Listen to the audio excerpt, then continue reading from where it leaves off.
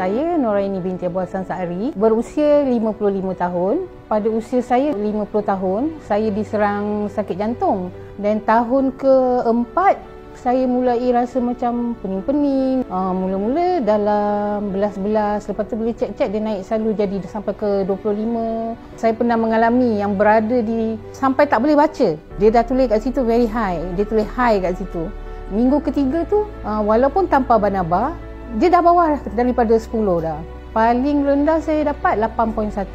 Dan lepas makan pun dalam 10 macam tu. Saya sangat gembira dan tak perlu lagi rasa takut-takut untuk cek darah seperti dulu. Banaba lah yang membantu. Dengan pengambilan Banaba ini, kesihatan kita akan terjaga. Sebab memang dah terbukti.